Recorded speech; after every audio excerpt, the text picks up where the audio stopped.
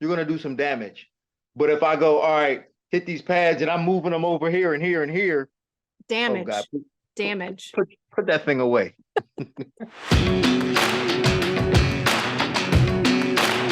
What's up, guys? Laura Sanko here, as always, joined by the great Professor Dean Thomas, professor who is joining us from I'm not sure where, but I see hangers, I see a water heater, I see a washing machine. Are you on house arrest? What is going on? No, I'm just, I'm in the dungeon, I feel like I'm in, when you go to like an old cheesy motel Yeah. and they have a little laundry room. Yeah. Bingo. Is there like a quarter slot on that laundry machine behind you? Yeah. They Yeah. got quarter slots. It takes 8 quarters to wash my drawers.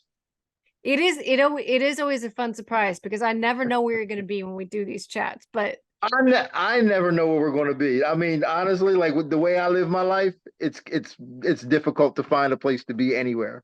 but that's why I appreciate you, because you're flexible like that, and you're like, I got you, Laura. Not 9 o'clock Eastern, I got you. Even if it means I'm going to be in my garage, I got you. It does. Listen, I got you no matter what. It don't matter where I'm at. Thank The you. setup might not always be that pretty, but I got you. Don't worry about it. You're talking to a woman who's spent the last 3 years podcasting from a chair in a corner, so I don't have much to brag about. All right, let's get to these fights. We have an incredible co-main event, UFC 295. Okay, now we were, of course, really looking forward to the return of Jon Jones at heavyweight, taking on the greatest heavyweight of all time in Stipe Miocic. Jon Jones, of course, injured 2 weeks ago, tore his pectoral muscle right off the bone, my understanding is, and he's going to be out for a pretty lengthy period of time. So instead of that fight, and instead, oddly enough, of rebooking Stipe with someone else, we are getting Tom Aspinall versus Sergey Pavlovich. So before we get into the stats on these two guys, well, I guess what were you surprised that they didn't rebook Stipe with either Tom or Sergey? No, because I don't feel like it made any sense. Yeah. I think we all knew what that was, and we still know what Yeah. this is. And this is just evidence of what this is. And this is a fight for the fans to find out what would happen, almost like Floyd Mayweather and Manny Pacquiao. Yeah. And no matter what happens, they're going to make this fight eventually. It could be a year too late, 2 years too late, but we're going to get to see Jon Jones and Stipe. It's probably going to be too late. Neither of them will be in their primes, but we're going to see that fight. They were trying to do it now. It's unfortunate we don't get it, but let's be real here. In terms of a skill perspective and an importance of the future, not the past of MMA, but the future of the heavyweight division and the UFC. Mm-hmm. This is a much better fight we're looking at between Tom Aspinall and Sergey Pavlovich. It absolutely is, and I think it's even more interesting considering what happened last weekend in Sao Paulo, because the fight between Jailton Almeida and Derek Lewis went like no one expected it would go. And I think at least I was kind of putting Jailton Almeida in that, triangle of like really, really, and I still do. I don't mean to say I'm not putting him there, but I definitely have a new layer of understanding of his game and maybe some limitations that he might have against the likes of a Tom Aspinall or a Sergey Pavlovich. I still like those fights, but we learned a lot, I guess is what I'm saying, about Jailton Almeida last weekend. Oh yeah, we sure did. And we learned something that we probably should have known before, and that was how inexperienced he was. Yeah.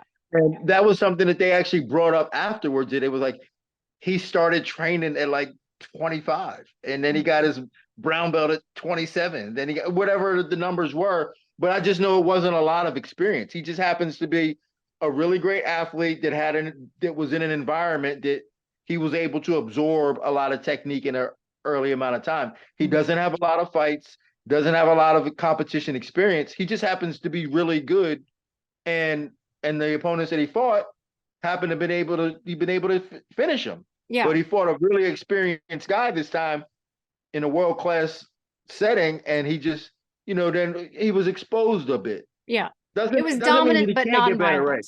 Yeah. Right. So, but it doesn't mean that he can't get there. It just means that he's lucky it wasn't Tom Aspinall. Exactly. And I think that it actually makes a future fight with an Aspinall or Palvovich even more interesting, because you know he's going to learn so much from that particular performance, and how people, you know, what people took away from it and what his coaches are going to take away from it. So I think a fight with Aspinall in the future will be more competitive than it would have been without having had this experience of, you know, it's almost like I'm talking, it obviously wasn't a loss. It was a dominant win. It was just not at all what we expected or thought was going to happen in that fight. But let's talk about the fight in front of us. And that is the fight that is, in my opinion, the two best heavyweights in the division in sight. Like, these are it. If John Jones is on the shelf, it's these guys that are going to run the division. And I'm so excited that we're seeing the best versus the best. And I guess on that note, let me run through some of their stats. And this is kind of a fun one, because not very often do we get the chance when we're running through these stats to really know that we're comparing apples to apples. But because both of these guys have pretty much never been out of the first round, and both of them have precisely 7 UFC fights, you really can get an accurate idea of how their stats match up against each other, because it really is an apples to apples comparison. So for Palvovich, 6-1 in the UFC, Tom Aspinall 6-1 in the UFC, Palvovich 6-3 to Aspinall 6-5. The big talking point that we're going to touch on all week is the reach of Sergey Palvovich, 84-inch reach, which is crazy for a guy who's 6'3", to Tom Aspinall 78. So a 6-inch reach advantage for Sergey Palvovich, roughly the same age, 31 for Palvovich, 30 for Aspinall. The knockdown average for Sergey Palvovich is absolutely absurd. I actually don't think I've ever seen one this high, because the number of minutes that he has fought in the UFC is so low, and because he's finished all his fights, he has a knockdown average of 6.31 per 15 minutes. Wild. Tom Aspinall's 2.78, only because I think he had the one fight. He's had a couple of submission wins, and he has had one fight go into the second round. Strikes landed per minute, really high for both guys. 8.72 for Palvovich, 7.65 for Aspinall. Both of them pretty defensively sound, definitely more so for Aspinall, 57.4 for Palvovich, 65.2 for Aspinall. This is an important one, I think. This one right here, strikes absorbed per minute, because we all know in this division, that's a big factor. 4.33 for Palvovich, 2.9 for Aspinall. So Aspinall, a little bit more defensively sound, absorbing fewer strikes per minute. I won't read through all of these, but some of the ones that jumped out a little bit lower down in my spreadsheet, the target breakdown.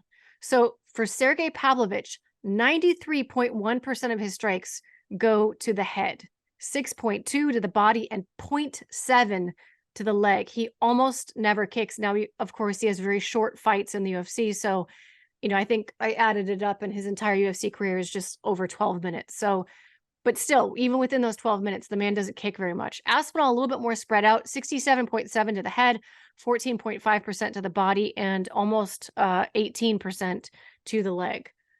That really says most of it right there. Obviously, Aspinall, much more of a grappler, much higher attempt at takedowns, securing takedowns. But I thought the targeting, the targets were an interesting talking point. Does that surprise you at all? No, it doesn't surprise me at all. I mean, when you look at the body of work of Palvovich and who he's fought, it makes sense that he has such a high percentage of head strikes, because he found himself in wars with the type of opponents who would oblige in a war with him. So he had to. The one number that does stand out to me that could be a bit misleading, and I'm going to tell you why, and that is the reach. So we talk about that reach. Sometimes your reach can be a disadvantage, because it takes longer to get out there and much longer to get back. Now, if Tom Aspinall uses his feet to make up for the reach disadvantage, if he uses his feet, he can get inside and get 2 or 3 shots off, probably before Sergey can get his hands back to his face. And the fact that Tom is, just faster got faster feet, that is going to be a tremendous benefit for him, because he can use his feet to get in and out to make up for that reach disadvantage. And then once he's in, he'll be able to land 3-1 shots to Palvovich. Yeah, And hopefully, for him, he's probably not even going to want to get hit with that one. He can't really afford to get hit with that one. Yeah, that's really kind of what I think is the biggest thing that jumps off the page with these two. Tom Aspinall's foot speed. I mean, hand speed as well. Tom Aspinall's hand speed is crazy, but I think, like you say, in this fight, it's his movement and just how incredibly fast he is. I mean, that kid is that man, I should say, is a freak athlete for that size of a body. I mean, he could easily be an NFL level, football player. I'm not even going to try to pretend like I know what position he would be, but it would be good. Quarterback. This is where if my husband was listening from the other, he'd like stop talking. You're about to show you don't know what you're talking about. Yeah, nothing is worse than football people listening to that, because RJ Clifford hates when I make football references. He won't say it, but when I do, he's just like, "Oh, Dan, no, Dan Helly's the worst." And I would say this to his face: Dan Helly's the worst because he works for the NFL Network, and that's really, I mean, he's an expert in football. So every time that man brings up a football analogy on air, I'm just like, "Oh my gosh, come on." Anyway, but to your point, to my point, I mean, Tom Aspinall's ability to move his feet is second to none in this division. And you watch Palvovich fight, and like in every fight, he has the hand speed advantage. But this is the one where I don't know if he will. I really don't know if he will. Well, it's not that he generally even has the hand speed advantage. It's just he's got a chin advantage over most guys because he gets hit. Yeah, he just takes it. So if I hit him and he hits me, he's going to take it, and I'm going to fall. And it's not that he was faster; he just took my shot better. So I think that's really the case. But Tom Aspinall just has to be careful to not let that one get in. That's really the thing for him. And that can be kind of hard to do because you don't want to give that much respect to your opponent where it makes you hesitant. But here's another important factor in this fight that we can never forget. That is that Tom Aspinall wanted this fight. Mm-hmm. He's been wanting this fight. When everybody else was keeping Sergey's name out their mouth, Tom Aspinall was like, yeah, I've been wanting to fight him. I want to fight. It's not that he was saying I'm willing to. He wanted to fight him to prove that he was better. So he's seen something. He sees something in this guy that maybe nobody else sees. Mm-hmm. And I think he's looking to exploit that. I think he knows something that no one else knows, and he's looking to exploit that.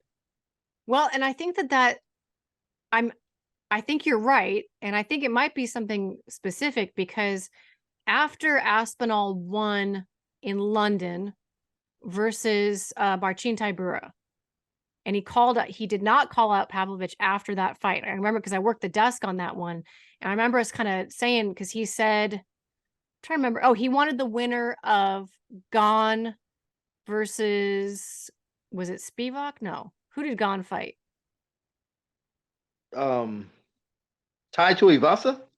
No, they fought. That was before. But anyway, Cyril Gane had a fight coming up, and he called out the winner of that fight, and then he's like, and then I can go on fight John Jones. And I remember we all be like, the one name he didn't say. But then you're right. Then he circled back not that long after and started saying Pavlovich's name straight out. So it does make you wonder if maybe he didn't see something, or if he was just like, you know what? I want the best of the best of the best. I mean, it's hard to say. I mean, you're right. I think we worked the desk together on that London show. Oh, we did, didn't we? Yeah, we did. But remember, he didn't say it after the fight. He didn't say it after the fight because he wanted Gane and whoever Gane fought. Yeah. And you're right. He did say he wanted Gane and whoever Gane fought. And I think that might have just been a situation where it was you, because you're all hoity-toity and you watch the fight's cage side because you're part of you're part of the commentary team. I was upstairs by myself all night. And I had the little kerfuffle right here on my. Yes. But no, I think that he probably at that point was just like, let's just get to the title. Let me fight this dude, and that might be the faster way to get to the title. But I remember talking to him before, and I've interviewed him times before where he talked about Palvovich is slow, and he's not as great as everybody thinks. And to me, like, the fact that he was saying that stuff, he's going to go into this fight with a lot of confidence. Now, that confidence is either going to make him look like a hero or have him in trouble. So that's, I mean, that's all. I mean, those are the only two options anyway. But we're talking about the extremes on both sides. Yeah. Because if he goes in without any fear, I mean, that can leave him in trouble for sure. Or he can just run right through Sergey Pavlovich. Yeah. And I tend to think that he has the skill set to do it. I tend to agree with you as well. It's hard to argue against a man in Pavlovich who has a 6-fight first round knockout streak. I mean, something that we just have never seen in the UFC ever before. It's absolutely crazy. And when you watch those knockouts, you know, guys a lot of times are getting their guard up. That's what's even crazier. He punches through it. He's punching through the guard, and he's not necessarily getting like Mark Hunt style walk-off knockouts, but the fact that he is able to get these finishes while guys are actively and accurately defending the shots that he is throwing is wild. Wild. It is wild. It is wild. But I think that the difference, like you said, is that foot speed and angles. You know, if we're working out and I'm holding pads for you and I'm like, all right, I'm holding them right here, hit them as hard as you can, you're gonna do some damage.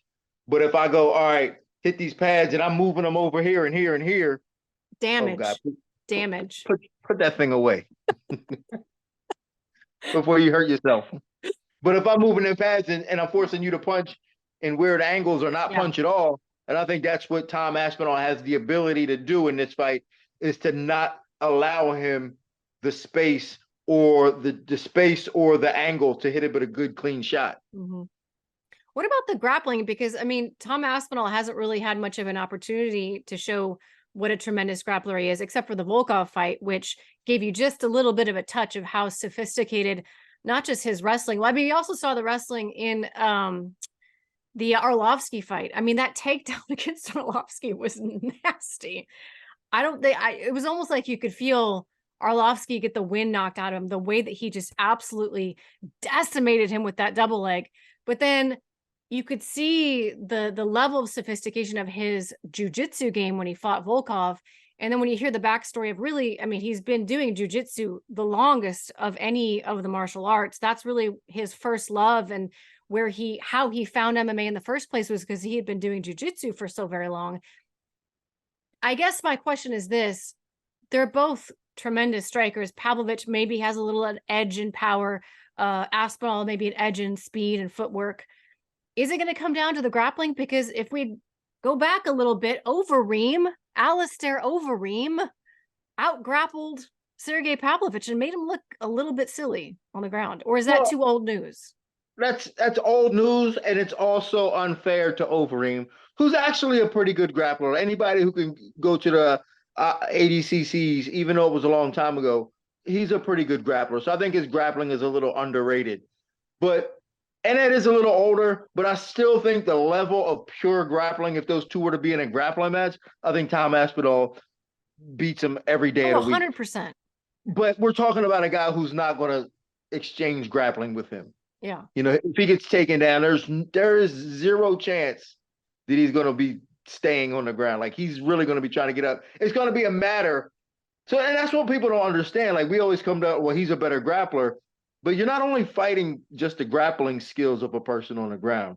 You're fighting their ability to get up as well. Yeah. So he's not going to just be fighting, you know, Sergey Pavlovich's skill. He's got to fight him to keep him down as well. So that could be a factor too.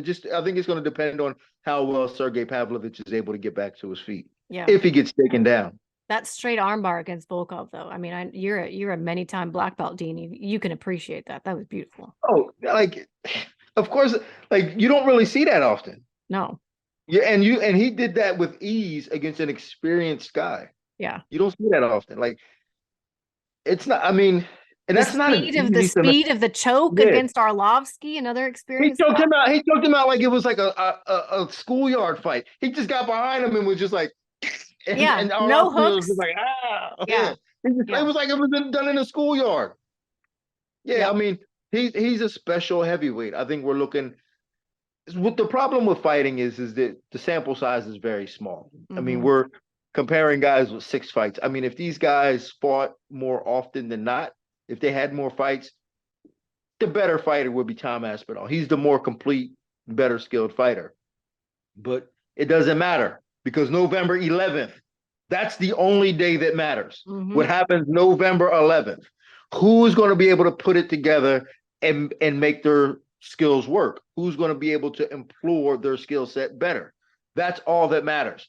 And for that reason, you cannot, even though I don't think Sergey Pavlovich is as good, you cannot count him out on that in that first fight. Oh, especially at heavyweight. Especially at heavyweight, and especially you can't count him out.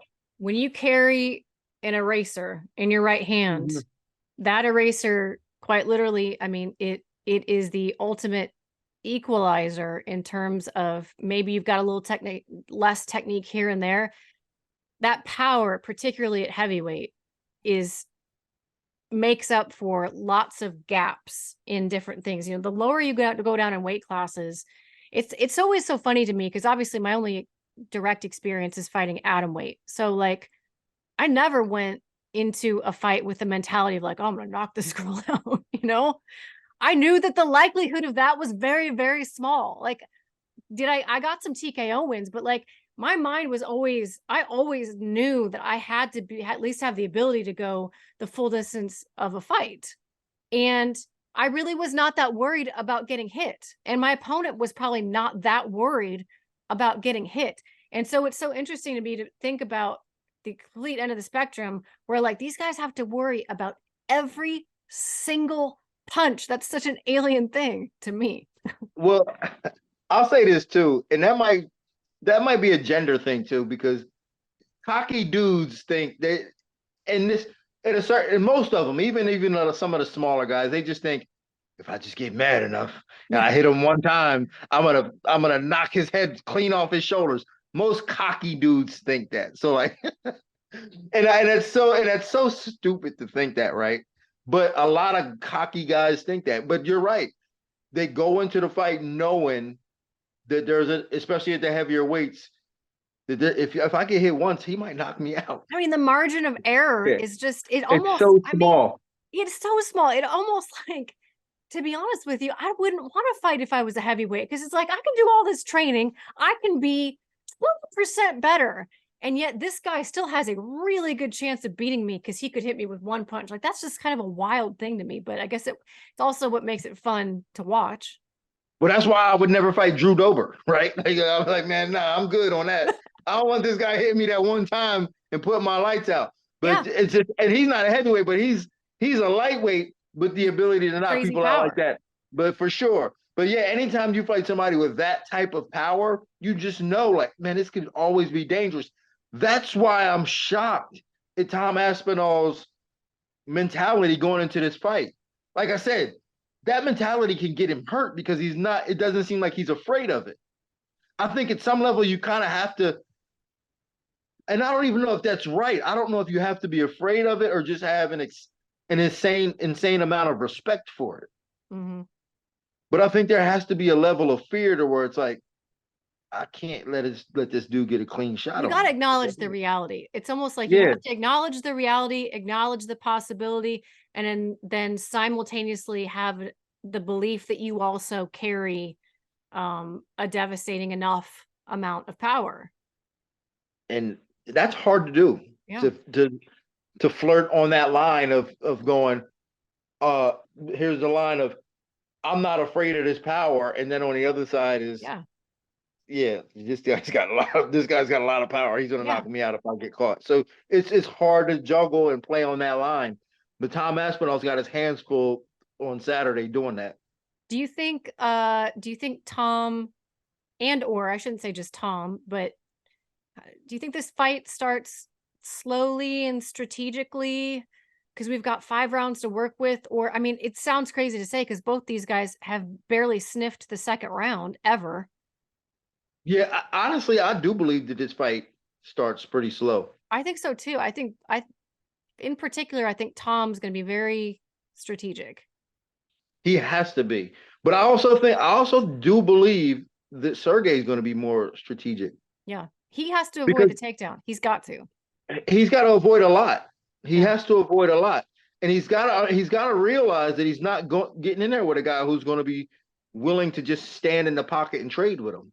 So I think he's going to be a little bit more strategic in this fight, and not try to go out there and just go balls to the wall right off the bat. I think he's going to go out and be a little bit more patient and a little bit more calculated, which is always dangerous for a big power puncher, because oftentimes if power punching is your thing and you go out there and you don't get to it early enough, you get touched up before you get a chance to get to it. And by the time you get a chance to get to it, you're banged up from not using it earlier. And too So it tired. could be you're too tired or too banged up. So he's got to, and the fact that he's never been in this spot before is going to be hard for him. So he's got to be able to try to find that spot and that pace of where he can go and choose the right moments early in that fight where he can go hard, because he can't play too slow for too long. Yeah. He's got to go hard a little bit. Who do you think has the advantage if this fight does go a little bit longer? Like, who does a longer fight favor? Because on one hand, Sergey Pavlovich, outside of the UFC, has been to has been all 5 rounds before and looked pretty good doing it for heavyweight. And he's also been to a 3rd round decision. Tom, I don't think, has ever been to a decision. Now, he does seem to be in tremendous shape. I'm not doubting his cardio. We've just never seen it. So what are your thoughts there? Who do you think a longer fight would favor? Initially, I think that it favors Tom Aspinall, because that means he didn't get knocked out. Yeah, and probably got some grappling going. And he's probably winning most of the exchanges. And if he's winning most of the exchanges, he's got to be wearing Sergey out a bit. So the longer it goes, unless it's the opposite. But it's just hard to think that he's going to be able to survive a beating for 3 rounds from Sergey Pavlovich. Like, I don't believe that. I think that if he's getting beat down that bad, Sergey Pavlovich will get him out of there. Oh, 100%, yeah. It's not like he's going to be out grappling him and out positioning him. I think that Sergey is going to be beating him up if he's going to do it. And it won't take 5 rounds. But Tom, it could take a little bit longer to wear on Sergey. So I think in a longer fight, if this fight goes past 3 rounds, Tom Aspinall's winning. Yeah, I agree with you. And I think it'll be very interesting and telling if Tom can use his movement and his footwork to make Sergey Pavlovich miss. Because although Sergey's not a guy who chucks, huge sloppy overhand rights, he's a very tidy boxer.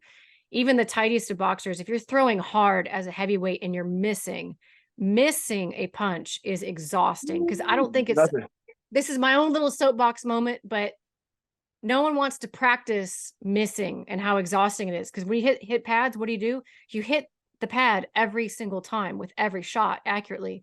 And that's its own exercise. But I think sometimes people assume that because their cardio is so good on pads that it will be good in a more realistic fight setting. And to me, they are not even remotely applicable to each other.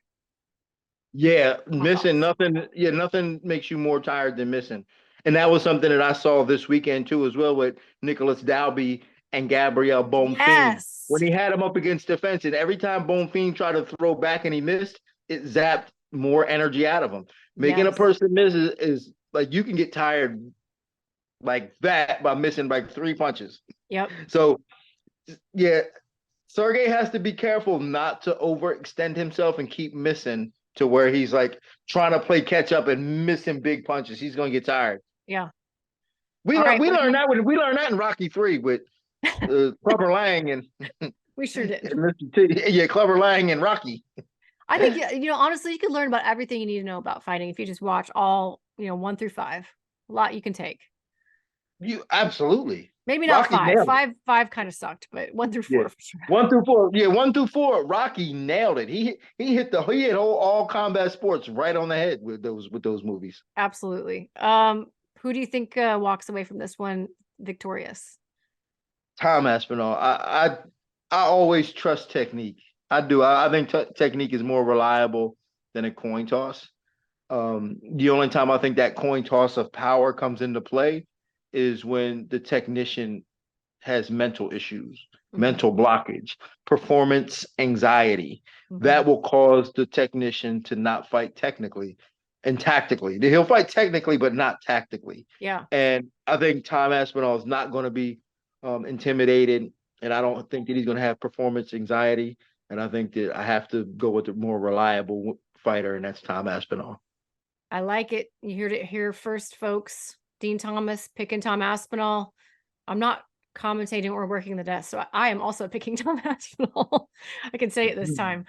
I agree with you. Yeah, I think so too. I think that he's got the he's got more options, and I think he'll be able to use those options. Because I think he's going to be very careful and strategic how he approaches this fight early. So that is how I think this is going to play out. And appreciate you guys joining us as always. Are you going to be in New York, Dean?